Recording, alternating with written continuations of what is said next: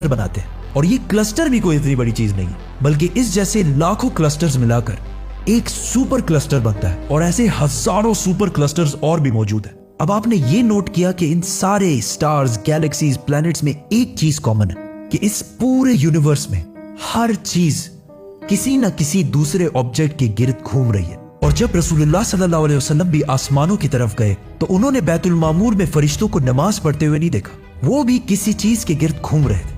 लेकिन घूमने का इबादत से क्या ताल्लुक है? अल्लाह ने तो कहा है कि ये सारी चीजें इबादत करती हैं। आपको पता है अल्लाह ने ये बात किस सूरत में कही है?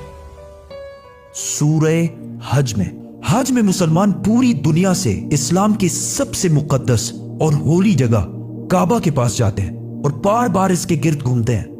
अब इस सर्कल करने का मतलब क्या है? जब मुसलमान काबा के गिर्द घूमता है तो वो उस वक्त अकेला नहीं घूम रहा होता, बल्कि चांद, प्लैनेट, स्टार्स, गैलेक्सीज, क्लस्टर्स सारों के साथ एक ही इबादत में शामिल हो जाता है। तो ये सारी चीजें हमारी तरह इबादत नहीं करती, बल्कि हम मक्का जाकर इनकी तरह इबादत करते हैं। लेकिन इस आयत में तो लिखा है कि ये सारी चीजें अल्लाह को सजदा करती हैं। सजदा का मतलब सिर्फ हमारे वाला सजदा नहीं है, बल्कि अल्लाह के निजाम के मुताबिक चलने को भी सजदा कह सकते हैं। लेकिन अल्लाह ने इस आयत में सिर्फ स्टार्स, गैलेक्सीज और प्लैनेट्स का नहीं कहा, बल्कि हर चीज, पहाड़, दरख्त, जानवर, सब का कहा है। ये तो सर्कल्स में नहीं घूमते।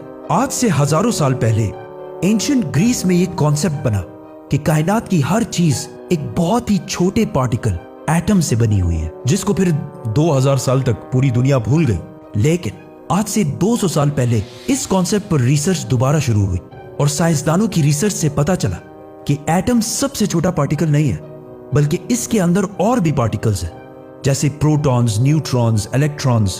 प्रोटॉन्स और न्यूट्रॉन्स हमेशा एटम के सेंटर में होते हैं और इलेक्ट्रॉन्स हमेशा इनके गिर्द घूम रहे होते हैं, ऑलमोस्ट बिल्कुल उसी तरह जिस तरह प्लैनेट सूरज के गिर्द घूमते हैं और स्टार्स ब्लैक होल के गिर्द घूमते हैं। जिसका मतलब है कि कायनात की हर चीज चाहते या ना चाहते हुए किसी ना किसी चीज का तवाफ कर रही है। और जब कोई मुसलमान काबा का तवाफ करने जाता है तो वो कायनात की हर छोटी से छोटी चीज, जैसे एटम के अंदर इलेक्ट्रॉन से लेकर कायनात के सबसे बड़े ऑब्जेक्ट्स, प्लैनेट्स, स्टार्स, गैलेक्सीज और इवन बैतुल मामूर में फरिश्तों के साथ एक ही इबादत में शामिल हो जाते हैं।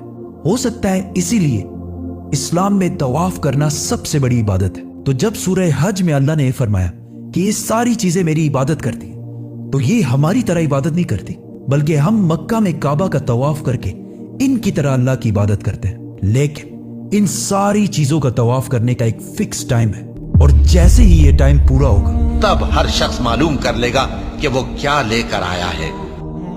सब्सक्राइब।